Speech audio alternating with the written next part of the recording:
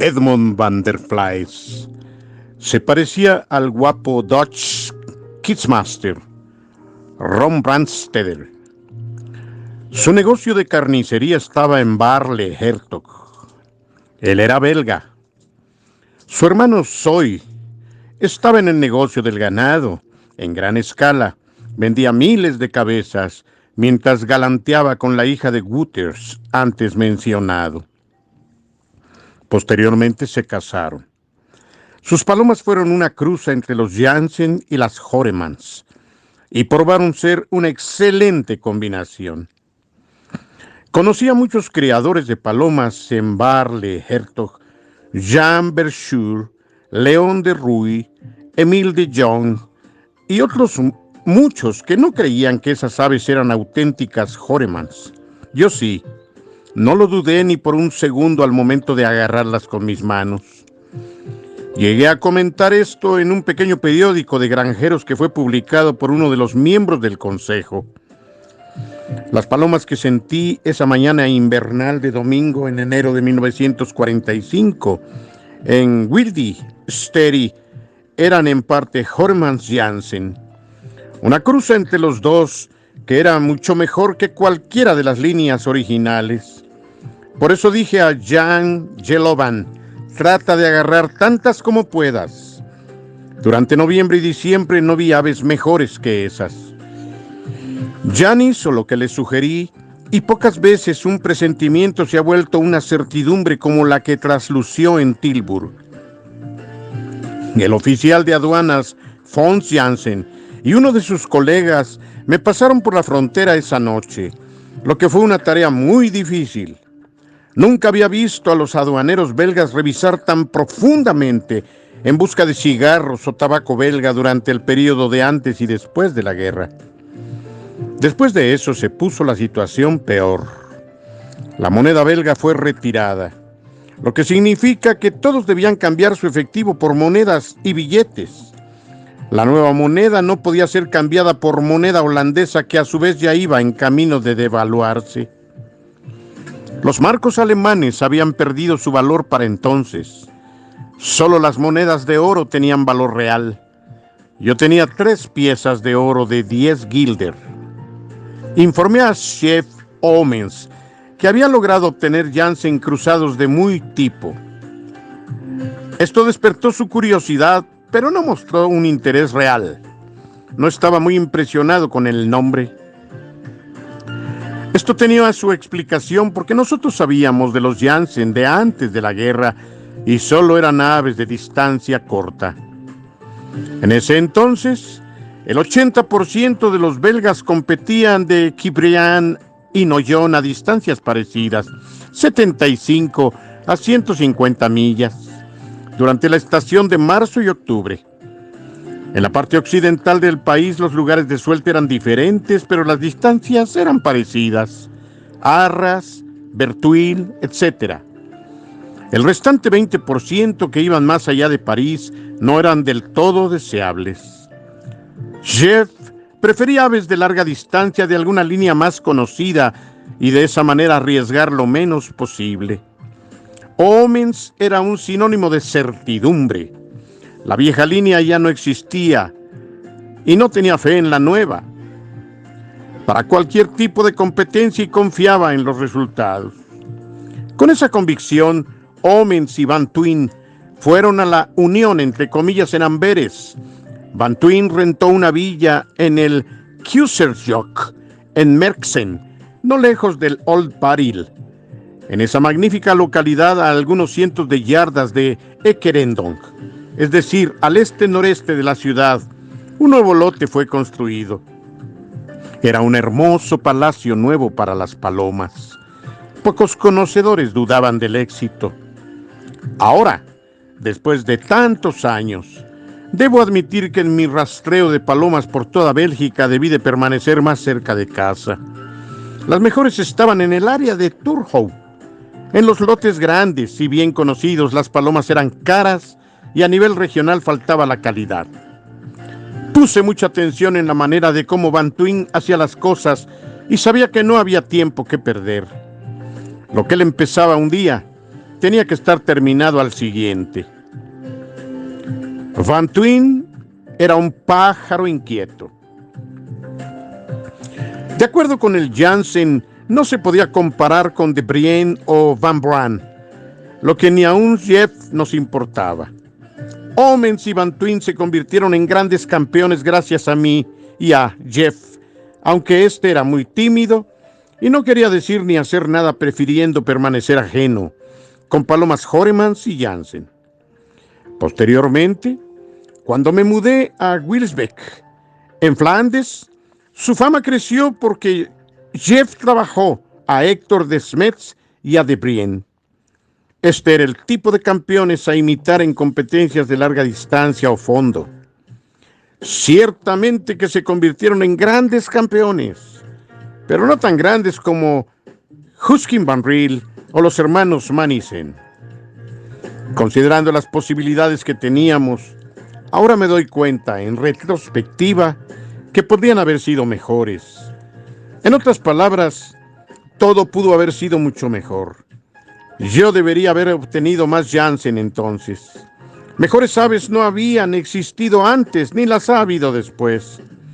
En esa época empollaron Wonderbosk, Vroge, Latebos, 49 Vitesque, 48 Blaubahn, 51 Banchebahn, Schunlied, Sorreados y Pizarra. En 1947 compré, en contra de la fuerte oposición de Homens y Van Tuyl, a la madre de Wonderbosk, una paloma de antes de la guerra.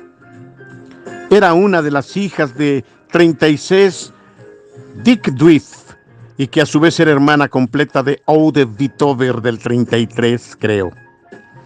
Esas dos aves, Oude Vitover y Late, entre comillas, cuyo nombre fue cambiado eventualmente a Rapé, eran, en mi opinión, la base de los Janssens de la preguerra. No creo que fueran mejores que las aves de años posteriores, tal como 26, perteneciente a P. Vandenberg de Eindhoven, 46, de Piet Vervaat, de Druten, cerca de Clack en Russell, la pareja Vector y Wittepeteneke Zumban de Teni, de los Clack, la mejor estirpe del Dr. Linsen jamás poseyó. Witscher y Blauer 20, de Albert van Kouwenberg, de Bruselas, y otros innumerables. Rode, entre comillas, de los Bartel de Turón. Albert van de Vleis puede haber tenido el mejor de los zorros, entre comillas, Janssen. Y obtuve uno en 1960, cuando Jeff van den Brugge aún podía ser considerado el campeón nacional de Bélgica. Esta ave fue a San Francisco y más de 300 de sus descendientes fueron ganadores por todo Estados Unidos. Chocolate, café, nuez y moneda suiza, los colores. Late ganó 61 premios, de los cuales 15 fueron primeros, la mayoría con minutos de ventaja. Eran palomas grandes y pesadas en una variedad de colores parduzco-gris. Había también un gris recesivo que tendía hacia la pizarra. Era más o menos del color de los Janssen actuales, con un color de 10 sucio, dirt dime, en los ojos. Un poco de color nuez. Creo que los dos que debo mencionar eran más grandes, o si no al menos Dick Dwight del 36 lo era. Ninguna de estas aves está completamente libre de la coccidiosis, una enfermedad que no es muy seria en los casos leves. Sin embargo, años después de la coccidiosis se convirtió en epidemia y no era para reírse.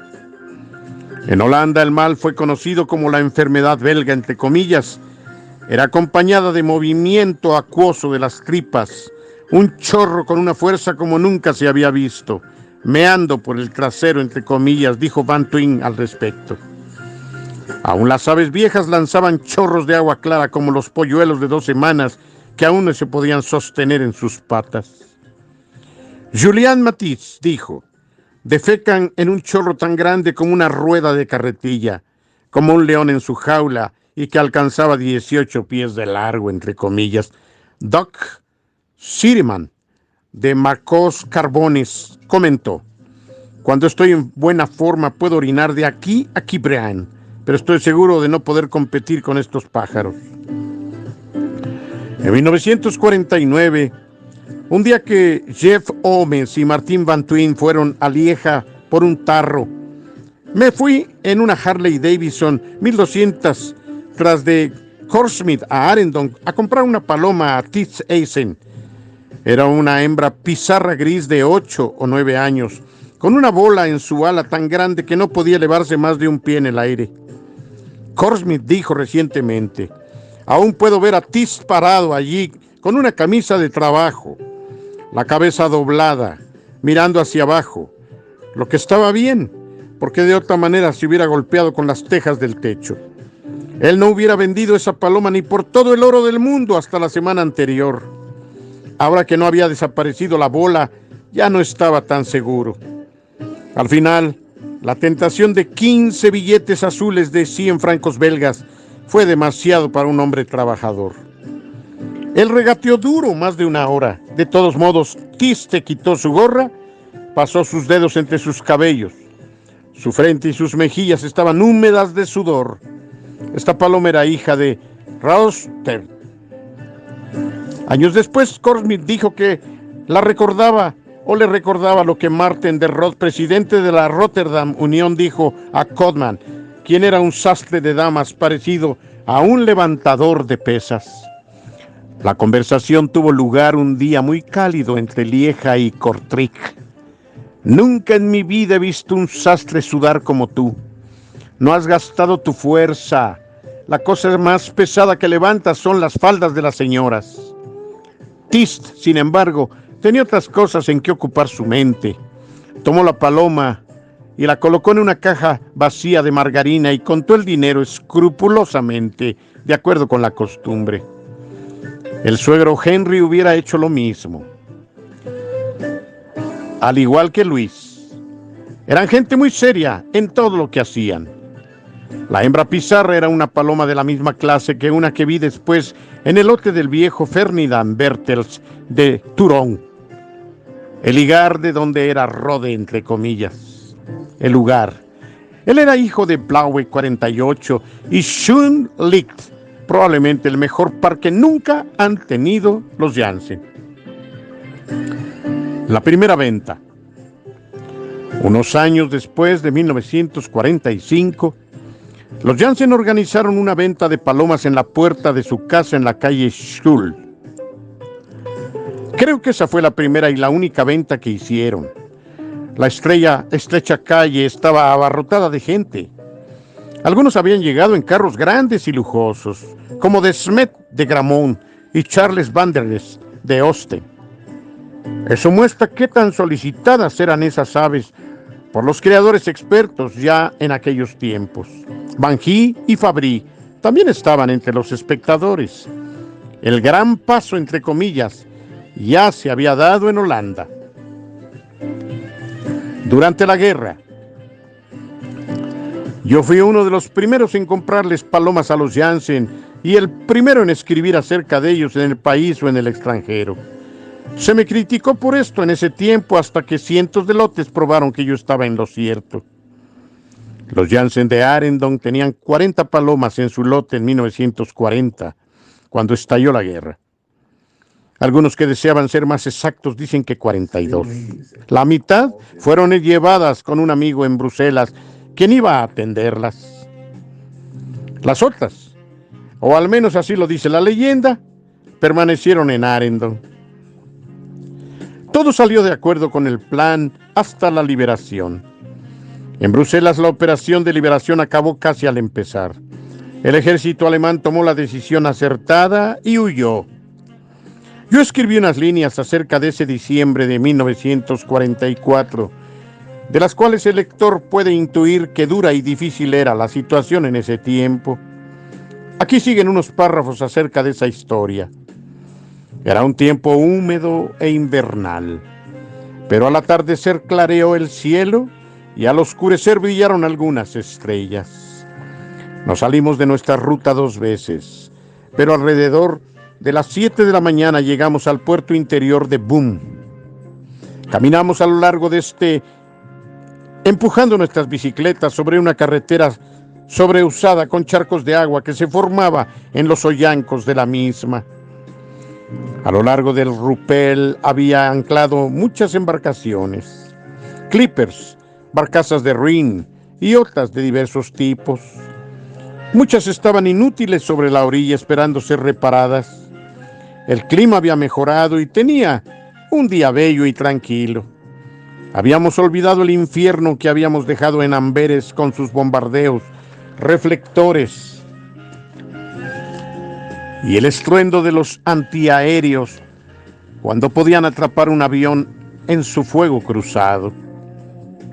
Estaba bonito y tranquilo a lo largo del río.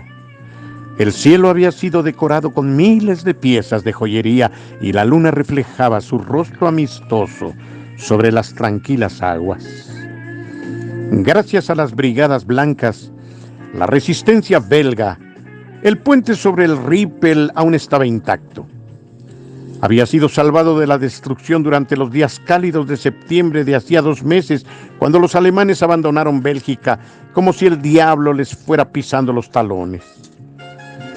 Las brigadas blancas habían hecho una canción de este evento.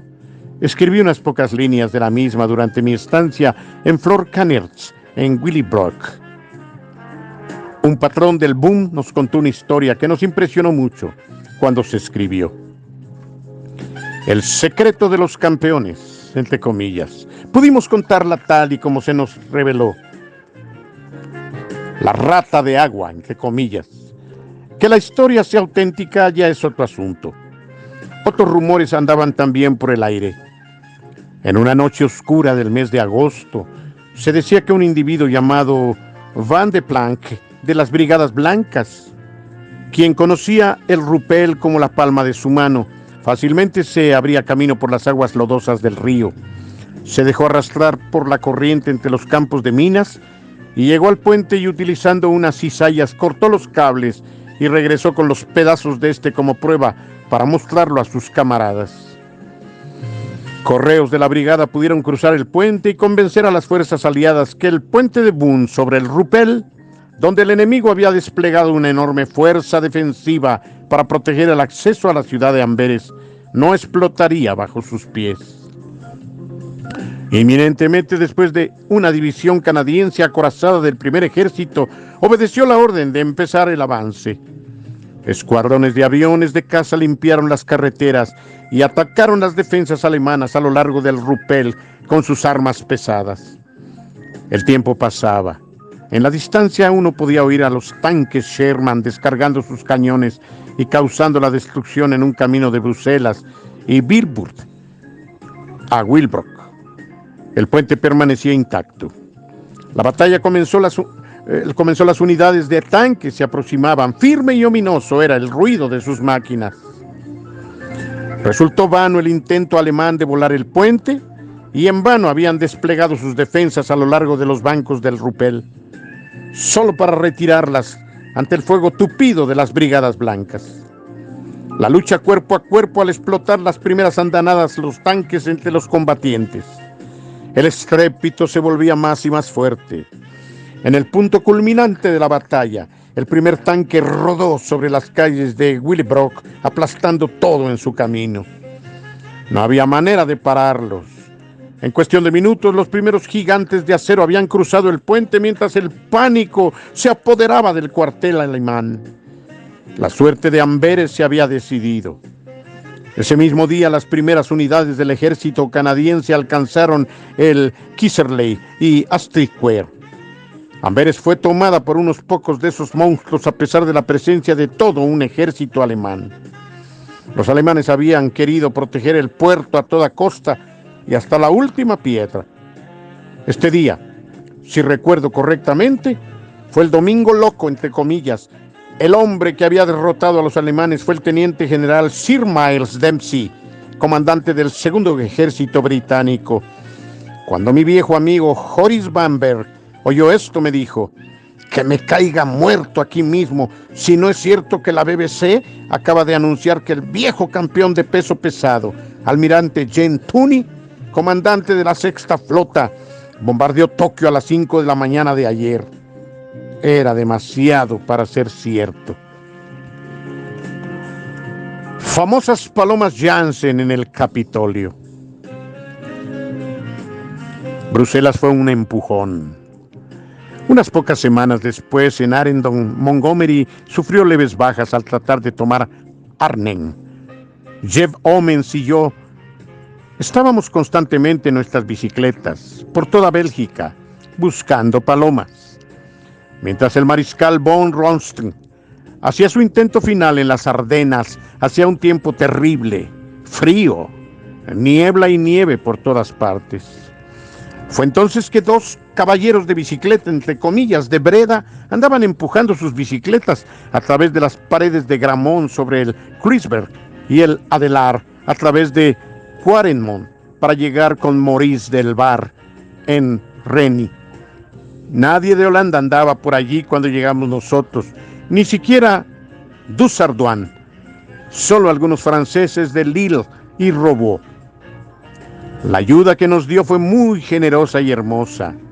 Creo que tenía las mejores voladoras de larga distancia en aquel tiempo.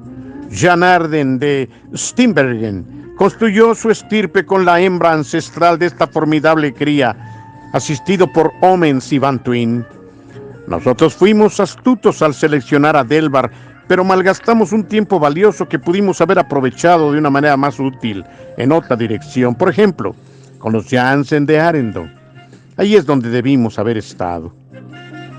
Un hombre de Bruselas, cuyo nombre no recuerdo, me dijo que un individuo llamado De Haan, que había cuidado a 20 Janssen durante la guerra, se sentía tan rico como un rey. Construyó una jaula de alambre en el techo y metió allí a sus valiosas aves. Esa fue una buena idea. Ellas necesitaban la luz. Las palomas habían estado ocultas durante 5 años. El sol, el viento y la lluvia. Pero lo que hizo poco tiempo después fue una catástrofe. En su entusiasmo la soltó en un día soleado para nunca más volver a ver ni las plumas, habiéndolas perdido a todas en un momento. Al menos eso dice la historia que yo oí, sin poder responder por su variedad, pero pudo haber sido así. ¿Por qué no? Debe haber sido el peor día de su vida. Increíble. Denise van der Linden y Albert van Kauenberg. Oí una vez, durante mi residencia en Bruselas, y ya cuando los Janssen se estaban haciendo de renombre por la habilidad de sus palomas para el vuelo rápido, una historia, o más bien un rumor, que un hombre llamado Denise van der Linden de Anderlecht había atrapado una de las prófugas y construyó su línea con ella. En muy poco tiempo podía superar a todos en distancia. Fui a ver las aves de van der Linden e hice el descubrimiento. Podría haber apostado mi cabeza que estaba frente a una Janssen de pura raza. Nunca había visto una mejor. Denise las había obtenido de una manera honesta y sabía lo que estaba comprando. Solo una vez más volví a ver esa clase de palomas con Albert Kauenberg en el 72 de la calle Scharbeek, Bruselas. Él ganó grandes premios y un automóvil con ellas. Joseph Schotters y René Maes. Fue en el invierno del 46-47, creo, cuando Jeff Omens y yo fuimos a una subasta pública de René Maes de Herendorf, de Duit. La paloma organizaba la subasta en el café de la Stralenstraat en Amberes. La gran plaza de enfrente había sido rebautizada Plaza Franklin D. Roosevelt y de ella partían todas las líneas de autobuses. Nadie puso objeción a esto. Después de todo, él fue el hombre que más había contribuido a la victoria, materialmente al menos. La Antwerp Coffee House era un café de colombófilos muy popular y acogedor, convenientemente situado, siempre lleno hasta el tope, incluyendo alegos. Había bastante espacio. Del viernes al lunes en la tarde, uno nadaba entre criadores, al menos durante la temporada. En invierno había muchas reuniones y, por supuesto, las subastas de Duit de los Adiansens y Vermeyen. La vieja viuda Adiansen y sus dos hijos, Jos y Gerard, estaban tan especializados en el negocio de las palomas como más tarde lo llegó a estar la familia de Sioux de Heydoven. Vermeyen era la otra alternativa, un editor cuyo lema podría haber sido libre e independiente, entre comillas. Era polemista y muy conocedor. La mayoría le temía a su afilada pluma. Era una persona a la que uno querría pisarle los dedos del pie, ya sea accidentalmente o a propósito. No diré que estaba realmente celoso del desempeño de hombre como Huskin Van Riel o como Omens y Van Twin, pero de alguna manera eso es lo que parecía. El 45 le hizo una visita a Handik de Breda. En esa ocasión nos contó de las buenas palomas que estaban criándose en Herendon en los 30s. Los hombres que mencionó fueron los de Schotters y René Maes. La fuerza de las palomas Kempik. Omens y yo fuimos a la subasta Maes en enero del 47, si recuerdo correctamente. He olvidado la vista exacta de ventas, pero sé que no era una barata, con precio promedio de 3,000 francos el ejemplar. Los que nos gustaron resultaron ser de los más caros. Uno estaba en 14 guilders. Jeff de Kepper del Musputek lo compró y jamás se arrepintió. Estoy poniendo todas estas cosas por escrito porque el tipo de paloma de Herendon estaba probablemente emparentado a la hembra Bordeaux y el de Aap de Schotters. Esto es lo que tenían por certidumbre algunas personas. Yo no creo que la línea de René fuera totalmente pura, entre comillas, sobre todo si compara con la de los Jansen de ese tiempo. Pero hay que admitirlo, eran aves excelentes y podían también volar largas distancias. Hasta Bordeaux a la cabeza de toda la formación en tiempo seco y con viento en contra. Creo que el Internacional Bélgica-Holanda de Bordeaux en 1935, René también compitió con algunas aves. Fue ganada por Charles van der Espt de Ostend, y esto no era poca cosa. 4 voladoras de Amberes estaban entre las 10 primeras. Estas eran: 1. Charles van der Espt de Ostend. 2. Jules Vermont de Wegelmen. 3. Los hermanos de Puit de Artrick. 4. Los hermanos Catrice de Moore. 5. Camille van de Apil de Asten. Y 6. Maurice Delbar de Reims. 7. Jean Ben Bogem de Mersen. Charles Bersbit de Borgerhout. 9. Joseph Herwin de Derne. Y 10. Constant Jacobs de Saint-Louis. Esto es solo para mostrar que la ciudad a orillas del río Escalda no competía con cuervos. Solo en esa provincia había más de 2,500 criadores de palomas y los buenos no desmerecían ante nadie. Podían mantenerse entre los mejores. Debo de admitir que compañeros como Van de Clinch, Van Havermeet, de Klerk y otros debían también ser reconocidos, al igual que Emil de Watcher de Malderen, Edgar Hilliger de Beveren y especialmente Eugene Dilsens de Merksem, quien era muy bueno, por cierto. Debiera de ser obvio que no visitamos esos compañeros en búsqueda de palomas para la nueva línea. Gustave Dussardoin era un amigo más bien íntimo de Delbar, y allí puso toda su energía y su empeño. Él fue a ver a Clack cuando sus palomas Jansen de Charles de Heinz de Nieunamen empezó a tener prestigio. Parecía que los Jansen, la cruza, podía volar largas distancias.